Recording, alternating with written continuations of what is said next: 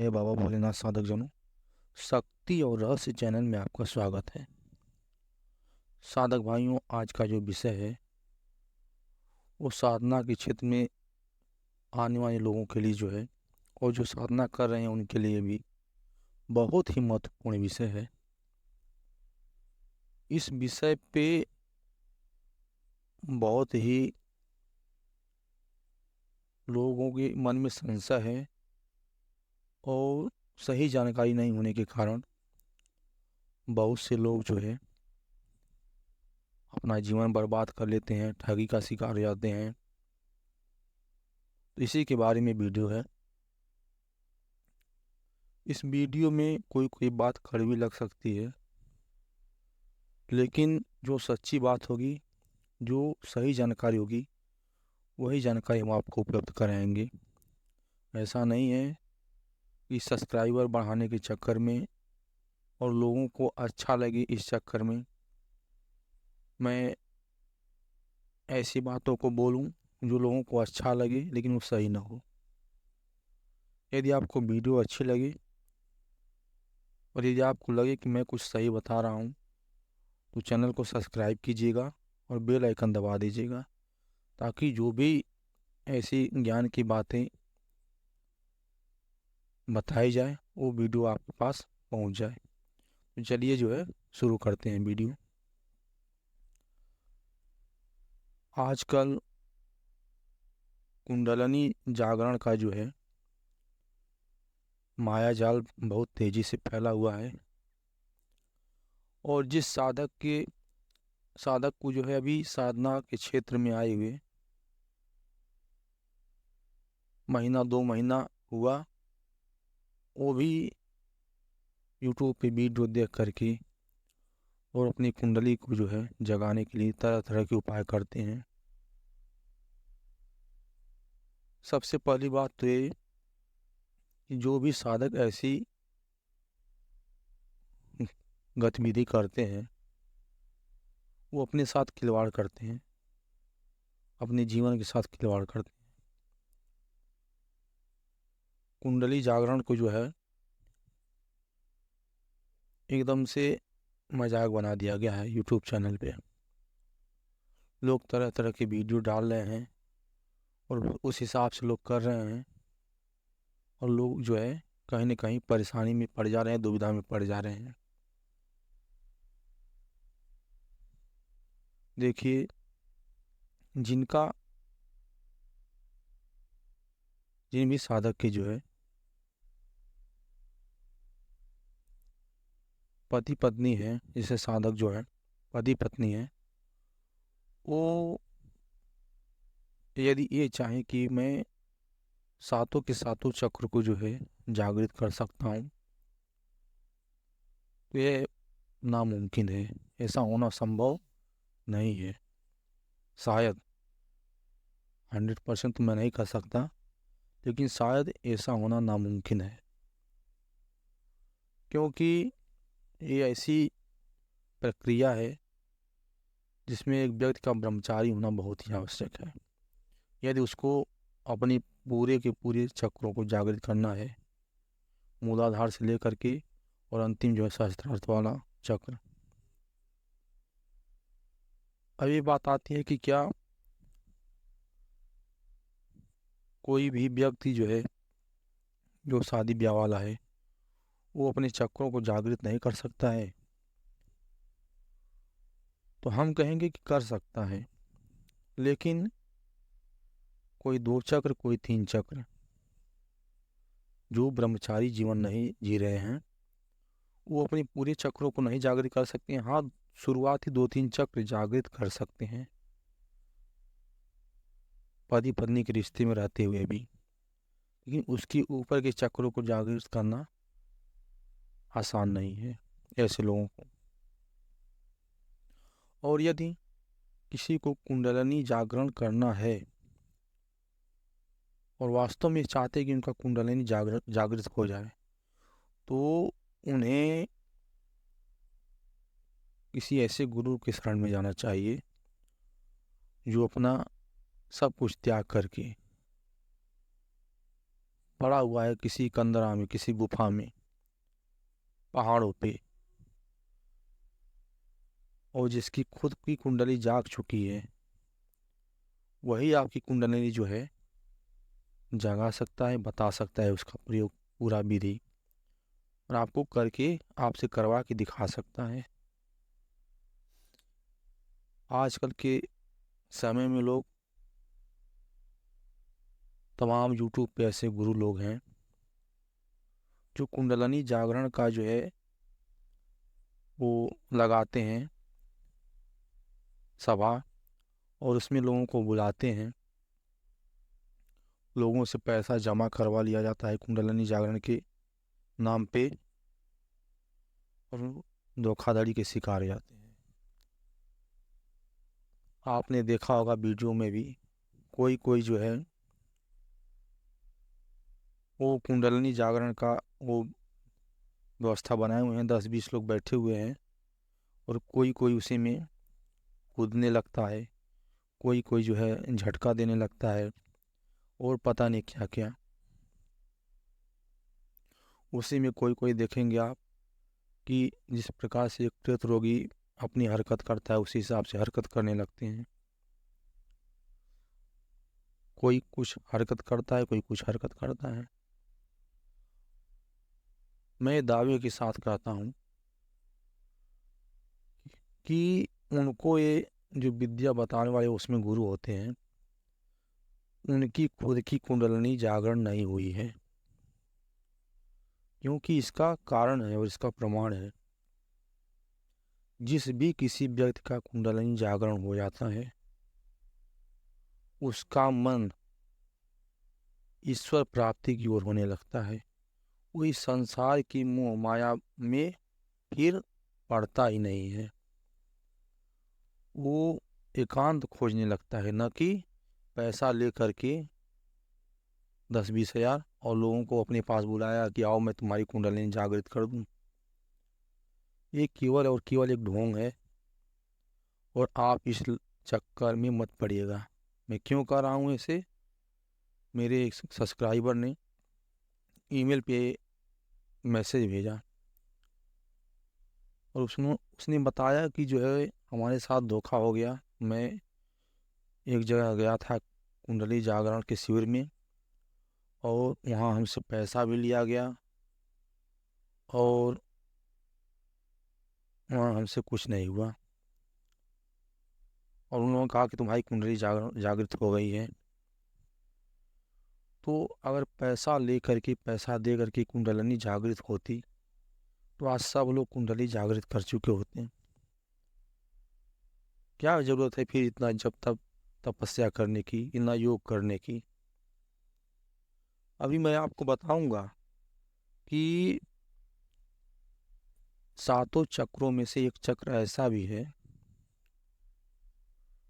जो डायरेक्ट वो चक्र जागृत हो सकता है, वो भी केवल पूजा पाठ जब तक, और थोड़ी सी देव की कृपा से, यानी कि देवी देवता की थोड़ी सी आशीर्वाद से आपका वो चक्र जागृत हो सकता है। लेकिन यदि आप ये सोच रहे हैं 10-20 हज़ार दे करके इसी शिविर में जा करके और आप कुंडलिनी जागृत कर लेंगे, तो ऐसा संभव नहीं है। यदि सब कुछ इतना आसान होता, तो लोग क्यों जाके पड़े रहते हैं गुफाओं में, कंदराओं में, क्यों पहाड़ों पे पड़े रहते हैं इतनी ठंड में। जिसकी कुंडली जागृत हो जाएगी, थोड़ा सा माफ कीजिएगा, बार बार कुंडली निकल जा रहा है, लेकिन इसका नाम कुंडलनी है, तो इसके लिए जो है थोड़ा सा वो कीजिएगा।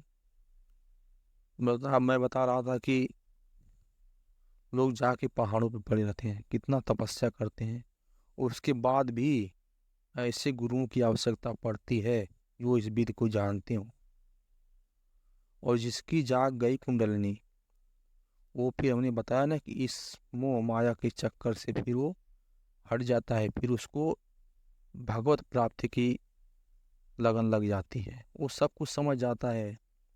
उसके अंदर इतनी क्षमता होती है, क्षमता आ जाती है कि वो इतना सोच समझ सकता है, इतना महसूस कर सकता है कि ये जो शरीर, ये जो है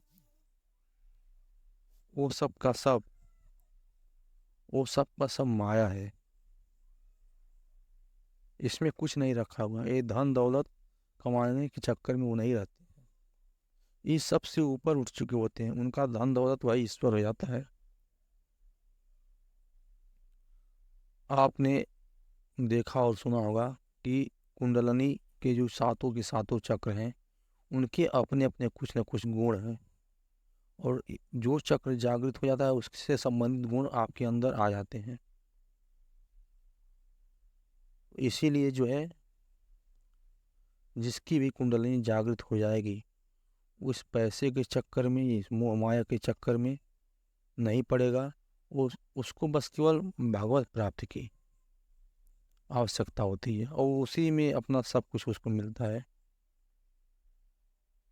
अब आपको हम बताने जा रहे हैं कि इन सातों चक्रों में से एक चक्र ऐसा है जिसको थोड़ा सा यदि आप पूजा पाठ करते हो, थोड़ा सा जप तप करते हो, थोड़ा सा अपने देवता को याद करते हो, जिसको भी आप मानते हो, उच्च कोटि के जो देवता हैं, ऐसा नहीं है कि मतलब ऐसे छोटे छोटे देवता की हम बात करें, जैसे राम जी हुए, कृष्ण जी हुए, भोले बाबा हुए, माता दुर्गा हुई, ऐसे देवताओं की हम बात कर रहे हैं। यदि उनकी आप पूजा पाठ जब तक करते हो, उनके मंत्रों का वो करते हो, उनकी अगर थोड़ी सी भी कृपा जो है आपको मिल गई, वो आपका आज्ञा चक्र जो होता है, ये जो दोनों नेत्रों के बीच में जो है, ये भ्रुकुटी जो होती है, दोनों बाहों जो होती है उनके बीच में का क्षेत्र, वो चक्र आपका जागृत हो जाता है। और जब वो चक्र जागृत हो जाता है, तो आपको कुछ न कुछ अलौकिक शक्तियों का आभास होने लगता है, कुछ न कुछ अलौकिक शक्तियों का आभास होने लगता है। पूजा पाठ में जब ध्यान में आप रहेंगे, तो आपको लगेगा ऐसे कि कोई परछाई हमको उस देवी शक्ति की दिखाई दे रही है, कभी कभी ऐसा होने लगता है। कुछ क्षण के लिए किसी किसी देवी शक्तियों का वो दिखाई दे सकता है, रूप दे सकता है, प्रत्यक्षीकरण हो सकता है किसी देवी शक्ति का, पल भर के लिए। ऐसा नहीं कि आप उसको बहुत देर तक देख सकोगे, पल भर के लिए आपको किसी शक्ति का प्रत्यक्षीकरण भी हो सकता है। किसी के ऊपर कोई नकारात्मक ऊर्जा है, उसको देख करके एक क्षण में आप समझ जाएंगे कि इसके ऊपर कुछ नकारात्मक ऊर्जा का वो है। मतलब जब आज्ञा चक्र जो है आपका जागृत हो जाएगा, ये सब गुण आपके अंदर ऑटोमेटिक आने लगेंगे। और कोई चक्र जागृत हुआ है कि नहीं हुआ है, इसको छोड़ दीजिए, डायरेक्ट आपका आज्ञा चक्र जागृत हो सकता है यदि आपके ऊपर कोई दैविक कृपा हो जाए। और यदि दैविक कृपा हो जाए, तो आपकी कुंडलिनी जो है शक्ति ऐसे ही स्वतः जागृत हो जाएगी, कोई अलग अलग अलग विधि नहीं करनी पड़ेगी। बस आपके अंदर जब तब की क्षमता हो, लंबे समय से, थोड़ा समय लंबा लगता है इस तरह से, किसी का जब तब करके, किसी का ध्यान करके भी कुंडलिनी जागृत हो सकती है, और इसमें थोड़ा समय लगता है। और जो योग के द्वारा, जो गुरुओं के द्वारा होता है, उसमें थोड़ा जल्दी होता है, वो भी ऐसे फ्राडिया गुरुओं के द्वारा नहीं हो सकता है। उन गुरुओं की कैटेगरी कुछ अलग है, वो लाखों में एक होते हैं, और जिन जो इस चीज़ को पा चुके हैं, वो फिर उनको न पैसा चाहिए, न किसी का धन दौलत चाहिए, न चरपहिया गाड़ी में उनको घूमना है, न लोगों के बीच में जयकारे लगवाना है, वो फिर उनकी दुनिया अलग हो जाती है।